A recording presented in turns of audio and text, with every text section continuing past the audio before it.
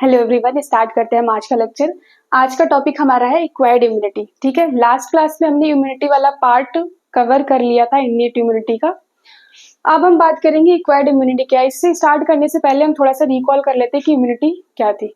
The overall ability of the host to fight the disease causing organism confirmed by the immune system is called immunity. ठीक है, immunity दो type की थी, एक तो हमारा इन्नेट इम्यूनिटी, दूसरा हमारा क्या है, एक्वायर्ड इम्यूनिटी।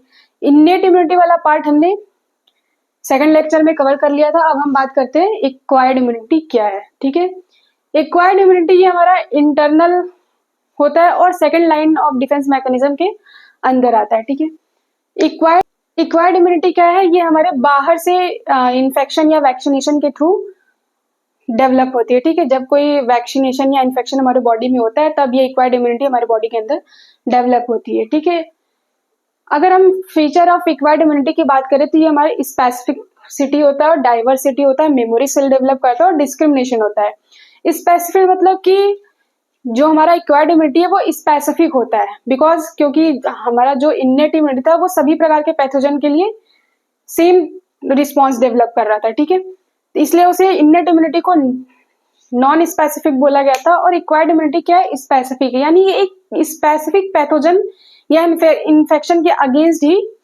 वर्क करेगा। ठीक है, जो है कोई स्पेसिफिक पैथोजन या एंटीजन उसके अगेंस्ट ही रिस्पॉन्स डेवलप करती है। ठीक है, दूसरा हमारा फीचर एक्वायर्ड इम्यूनिटी का क्या है, डाइवर्सिटी। डाइवर्सिटी मतलब कि हमारा जो इम्यून सिस्टम है वो अलग अलग लाखों करोड़ों टाइप के जो पैथोजन होते हैं उनको पहचान सकता है। ठीक है, तीसरा हमारा है कि acquired immunity memory cell develop करता है। ठीक है, यानी जब कोई पैथोजन, सेम पैथोजन हमारे बॉडी में दोबारा से इन्फेक्शन या पैथोजन करता है तो वो इम्यून सिस्टम जो उसके अगेंस्ट फास्ट रिस्पॉन्स देता है। ठीक है, इसलिए एक्वायर्ड इम्यूनिटी को क्या बोलते हैं कि ये मेमोरी सेल डेवलप करती है। चौथा हमारा है डिस्क्रिमिनेशन। डिस्क्रिमिनेशन मतलब इसमें अपने और पराये में भेद समझना, एक तरीके से कह सकते हैं, सेल्फ और नॉन सेल्फ। ठीक है, यानी हमारी जो इम्यून सिस्टम की वो एबिलिटी होती है, इम्यून सिस्टम के पास एबिलिटी होती है कि वो अपने खुद की जो सेल्स है, खुद के बॉडी की सेल्स को वो डिस्ट्रॉय ना करे और बाहर से आए हुए पैथोजन को क्या करे, वो पहचाने, आइडेंटिफाइड करे और उसे डिस्ट्रॉय करे। तो जो खुद की सेल्स को डिस्ट्रॉय नहीं करेगा तो नो रिस्पॉन्स, और बाहर की सेल्स को डिस्ट्रॉय करेगा तो वो क्या कर रहा है, रिस्पॉन्स कर रहा है। ठीक है, और ये जो रिस्पॉन्स होता है वो दो टाइप का होता है, प्राइमरी इम्यून रिस्पॉन्स और सेकेंडरी इम्यून रिस्पॉन्स। ठीक है, तो फीचर ऑफ एक्वायर्ड इम्यूनिटी क्या है, ये तो पहला तो सबसे इंपॉर्टेंट है, वो स्पेसिफिक होता है। दूसरा डाइवर्सिटी है, यानी अलग अलग टाइप के पैथोजन को पहचान सकता है। तीसरा है मेमोरी सेल डेवलप कर सकता है, यानी दोबारा से जब कोई पैथोजन, हमें सेम पैथोजन दोबारा से बॉडी पे इन्फेक्शन कर रहा है तो उसके अगेंस्ट जो इम्यून सिस्टम है वो फास्ट रिस्पॉन्स देगा। ठीक है, चौथा हमारा है डिस्क्रिमिनेशन, यानी बॉडी जो है वो अपनी खुद के सेल्स को डिस्ट्रॉय नहीं करती, बाहर से आए हुए पैथोजन को डिस्ट्रॉय करेगी, उस पर रिस्पॉन्स लेगी। अब हम देखते हैं कि ये जो प्राइमरी इम्यून रिस्पॉन्स है, सेकेंडरी इम्यून रिस्पॉन्स है, ये किस तरीके से वर्क करता है। अब हम बात करते हैं टाइप ऑफ इम्यून रिस्पॉन्स का। ठीक है, अब हम देखते हैं कि टाइप ऑफ इम्यून रिस्पॉन्स कैसे, जो primary immune response, secondary immune response है वो कैसे वर्क करता है। सपोज दैट कोई पैथोजन या एंटीजन क्या करता है, फर्स्ट इनकाउंटर करने पे, ठीक है, पहली बार हमारे बॉडी के अंदर इंटर किया तो वो क्या करता है, बी लिम्फोसाइट से बाइंड करता है जाके, और बी लिम्फोसाइट फर्दर डिवाइड होता है हमारा मेमोरी सेल और प्लाज्मा सेल्स में। जो प्लाज्मा सेल्स है वो एंटीबॉडी बनाने में हेल्प करता है। ठीक है, अगर हम बात करें जो हमारे एंटीबॉडी आईजीएम आईजीजी हैं, तो जब कोई पैथोजन हमारे बॉडी में पहली बार इन्फेक्शन करेगा तो उसमें हमको ये देखने को मिलता है कि जो हमारी एंटीबॉडी आईजीएम है वो कम है कंपैरिजन टू आईजीजी। ठीक है, सॉरी, आईजीएम हमारा क्या होता है, ज्यादा बनता है कंपैरिजन टू आईजीजी। ठीक है, अब वही सेम पैथोजन जब हमें दोबारा इन्फेक्शन करता है, सेम पैथोजन या एंटीजन हमारे बॉडी में दोबारा से इन्फेक्शन कर रहा है, दोबारा से इनकाउंटर, सेकेंड इनकाउंटर पे वो जाकर के बाइंड करता है किससे, मेमोरी सेल से। ये जो पैथोजन है वो जाके बाइंड करेगा किससे, मेमोरी सेल से। जब सेकेंड इनकाउंटर पे हम ये देख रहे हैं कि मेमोरी सेल्स वो भी एंटीबॉडी के फॉर्मेशन में हेल्प करता है। लेकिन इसमें हमको ये देखने को मिलता है सेकेंड इनकाउंटर में कि जो आईजीजी एंटीबॉडी है वो बहुत ज्यादा बन रही होती है आईजीएम से, ठीक है। तो हमारा हम जैसे अगर हम कोविड वैक्सीनेशन की बात करें, जब कोविड का टाइम था तो हमने ये देखा था कि फर्स्ट वैक्सीनेशन के बाद भी हमको कोविड हो जा रहा था। उससे ये पता चलता है कि जो हमारा फर्स्ट इनकाउंटर, मतलब जब कोई पैथोजन हमारा पहली बार इन्फेक्शन किया, ठीक है, उसके अगेंस्ट हमने जो एंटीबॉडी लिया था वो क्या होता है, लो इंटेंसिटी, यानी वो कम वर्क करता है,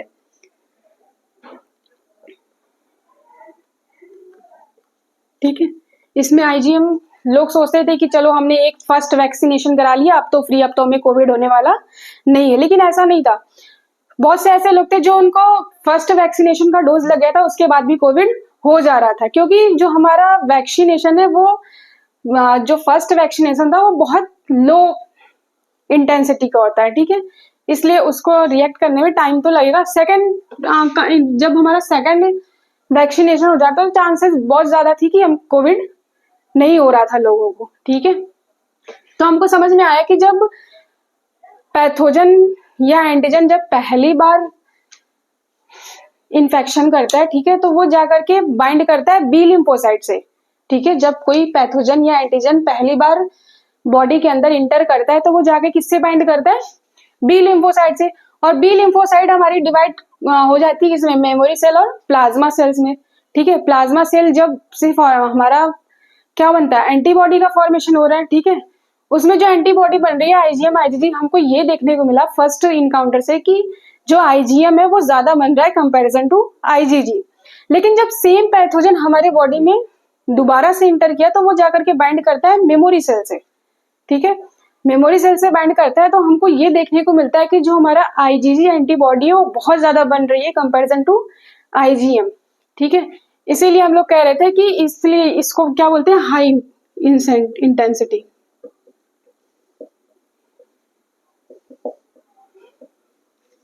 ठीक है। इसलिए कोविड का फर्स्ट और सेकंड दोनों डोज लगा था वैक्सीनेशन के लिए, ताकि कोविड दोबारा से बॉडी में फिर से इन्फेक्शन कोविड का ना हो, ठीक है। अभी हम इसको देखेंगे, एक ग्राफ के थ्रू हम इसको समझेंगे कि ये जो आईजीएम आईजीजी एंटीबॉडी को एक ग्राफ के थ्रू समझते हैं।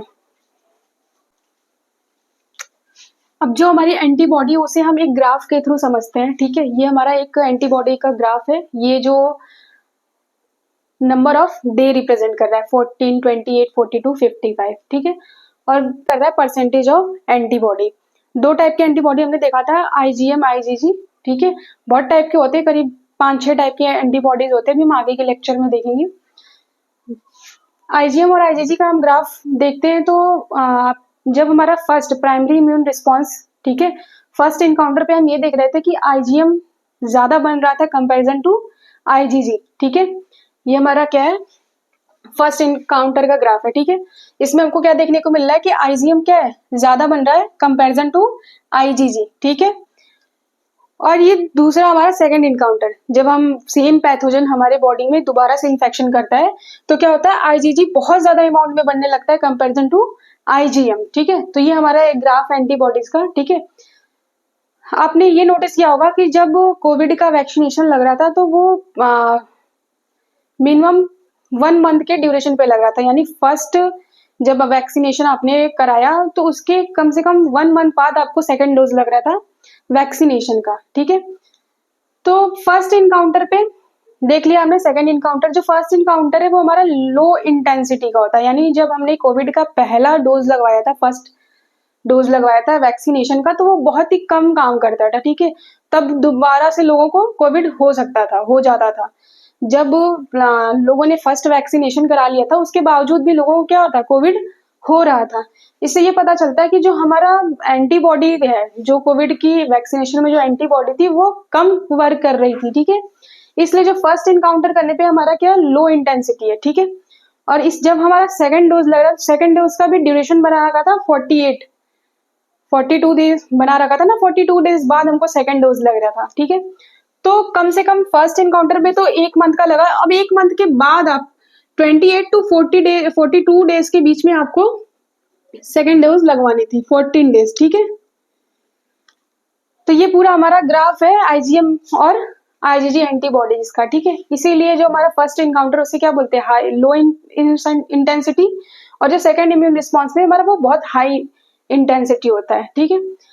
हमने ये देखा था कि जो फर्स्ट इनकाउंटर में यानी प्राइमरी इम्यून रिस्पॉन्स में हमने ये देखा था कौन सी सेल्स इन्वॉल्व थी, लिम्फोसाइट, ठीक है। यहाँ पे लिम्फोसाइट हमारी इन्वॉल्व थी जो फर्दर ब्रेक कर रही थी हमारा क्या, प्लाज्मा सेल और मेमोरी सेल्स में। और सेकेंड इनकाउंटर में हमारा पैथोजन जाकर के डायरेक्टली बाइंड कर रहा था मेमोरी सेल से, ठीक है। समझ आई बात। तो फर्स्ट इनकाउंटर में हमको क्या देखने को मिल रहा था कि जो हमारा आईजीएम है वो ज्यादा बन रहा था कंपैरिजन टू आईजीजी। और सेकेंड इनकाउंटर में हमको क्या देखने को मिल रहा था कि जो हमारा आईजीजी है एंटीबॉडीज, ठीक है, आईजीएम आईजीजी क्या है, एक एंटीबॉडी है, वो बहुत ज्यादा बन रहा था कंपैरिजन टू आईजीएम, ठीक है। समझ आ गया होगा आप लोगों को। ये ग्राफ बहुत इंपॉर्टेंट है, अक्सर इसमें से क्वेश्चन आते हैं। जो हमारा आईजीएम आईजीजी का ग्राफ है इससे बहुत सारे क्वेश्चंस आते हैं, अच्छे से समझ लेना तुम लोग। अब हम बात करते हैं टाइप ऑफ एक्वायर्ड इम्यूनिटी की, ठीक है। दो टाइप के एक्वायर्ड इम्यूनिटी एनसीईआरटी में दे रखा है, ठीक है। पहला तो दे रखा है एंटीबॉडी मीडिएटेड इम्यूनिटी यानी एएमआई, दूसरा दे रखा है सेल मीडिएटेड इम्यूनिटी सीएमआई, ठीक है। हम ये देखते हैं कि जो एंटीबॉडी मीडिएटेड इम्यूनिटी यानी एएमआई है उसमें हमारी कौन सी सेल इन्वॉल्व है, बी लिम्फोसाइट सेल इन्वॉल्व है, इसीलिए हम एएमआई को दूसरे नाम से भी जानते हैं, बी लिम्फोसाइट मीडिएटेड इम्यूनिटी, ठीक है। इस जो एएमआई सेल है उसमें हमें देखने को मिलता है कौन सी सेल इन्वॉल्व होती है, बी लिम्फोसाइट, इसलिए इसका दूसरा नाम एक्वायर्ड इम्यूनिटी का पड़ा है बी लिम्फोसाइट मेडिएटेड इम्यूनिटी, ठीक है। बी लिम्फोसाइट ये हमारा प्रेजेंट का होता है जो ब्लड में जो प्रोटीन है, ठीक है, ब्लड में प्रेजेंट होता है। तो हम ये कह सकते हैं कि हमारे जो बॉडी फ्लूइड है, ठीक है, उसमें प्रेजेंट होता है। इसलिए जो एएमआई है इसको ह्यूमोरल मीडिएटेड इम्यूनिटी भी बोलते हैं, ठीक है, ह्यूमोरल मीडिएटेड इम्यूनिटी। ह्यूमोरल क्यों बोलते हैं, बिकॉज बॉडी फ्लूइड से रिलेटेड है, ठीक है, बॉडी फ्लूइड।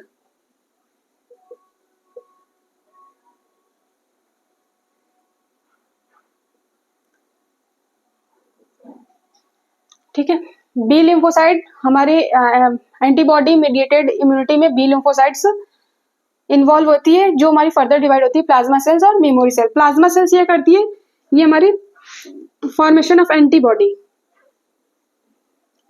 बनाने में हेल्प करती है, फॉर्मेशन ऑफ एंटीबॉडी, या इसी को लिख सकते हैं इम्यूनोग्लोबिनोसिटी,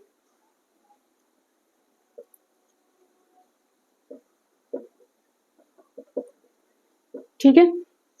अब हम बात करते हैं सेल मीडिएटेड इम्यूनिटी की, ठीक है।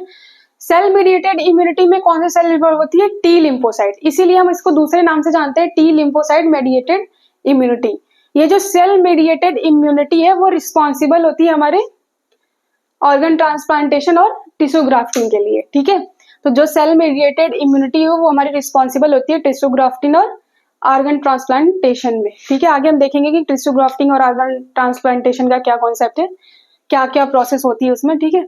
टी लिम्फोसाइट्स हमारी कई टाइप की हो सकती है, T helper cell, T memory cell, T suppressor cell, T killer cell, ठीक है। जो टी किलर सेल्स है वो हमारे कैंसरस सेल्स पे वर्क करती है या वायरस इन्फेक्टेड सेल्स पे वर्क करती है, ठीक है।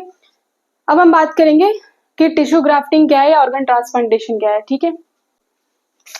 अब हम बात करते हैं organ transplantation and tissue grafting की, ठीक है। ऑर्गन ट्रांसप्लांटेशन और टिश्यू ग्राफ्टिंग ये हमारा बेस्ड जो है सीएमआई, ठीक है, सेल मेडिएटेड इम्यूनिटी पे बेस्ट है। सेल मेडिएटेड इम्यूनिटी हमारी रिस्पॉन्सिबल होती है टिश्यू ग्राफ्टिंग और ऑर्गन ट्रांसप्लांटेशन में। जब किसी पेशेंट का किसी भी इंजरी की वजह से या किसी की वजह से क्या होता है, डैमेज हो जाता है वो ऑर्गन, तो उस पेशेंट को क्या जरूरत होती है, उस ऑर्गन को ट्रांसप्लांट कर देना, नहीं तो उसकी बॉडी क्या करेगी, सर्वाइव नहीं कर पाएगी, ठीक है। बहुत से ऐसे केस है, सपोज दैट लंग्स की बात करें, अगर लंग्स में हमारा ट्यूबरकुलोसिस हो गया, ठीक है, तो उससे क्या होता है, फिर पेशेंट के पास वही होता है कि उस लंग्स को ही क्या करता है, मोस्ट ऑफ द निकलवा दे ताकि फिर से इन्फेक्शन ना हो, ठीक है। बोन मैरो ट्रांसप्लांट सुना होगा आप लोगों ने, बहुत सारे ऐसे ट्रांसप्लांट केसेस आते हैं अक्सर, अब तो बहुत ज्यादा दिन पे दिन ट्रांसप्लांटेशन की रिक्वायरमेंट बढ़ रही है हर पेशेंट में, ठीक है। तो जब हम ऑर्गन ट्रांसप्लांटेशन या टिश्यू ग्राफ्टिंग की प्रोसेस करते हैं तो सबसे पहले हम उसमें क्या करते हैं, ब्लड ग्रुप मैच करते हैं, ठीक है, कि पेशेंट का ब्लड ग्रुप मैच कराते हैं कि क्या है कैसे, ठीक है। ब्लड ग्रुप मैच कराने के भी बहुत सारे तरीके हैं, reverse grouping, forward grouping, cross match, major, minor, gel card method से हम बहुत सारी प्रोसेस से ब्लड ग्रुप टेस्ट करते हैं, ठीक है, मैचिंग कराते हैं ब्लड ग्रुप का। फिर हम करते हैं क्या, मैचिंग ऑफ MHC मॉलिक्यूल यानी मेजर हिस्टोकैपेबिलिटी कॉम्प्लेक्स, ठीक है। उस ऑर्गन, जिस ऑर्गन का मुझे ट्रांसप्लांट करना है उसका मैचिंग कराते हैं, ठीक है, पेशेंट से, कि इस पेशेंट को ये सही रहेगा कि नहीं रहेगा ये ऑर्गन। फिर अगर जब हमारा ऑर्गन ट्रांसप्लांटेशन जब कंप्लीट हो जाता है तो उस पेशेंट को एक दवा चलती है, ठीक है। Organ after the organ transplantation patient को इम्यूनोसप्रेसिव ड्रग चलता है लाइक साइक्लोस्पोरिन और कार्टिसोल, ठीक है। तो ऑर्गन ट्रांसप्लांटेशन के बाद इम्यूनोसप्रेसिव ड्रग का यूज करना पड़ता है पेशेंट को, ठीक है, लाइक साइक्लोस्पोरिन और कार्टिसोल, ठीक है। ऐसे बहुत सारे नाम है, मुझे तो याद नहीं है फिलहाल, ठीक है। दो याद है, साइक्लोस्पोरिन और कार्टिसोल। Thank you.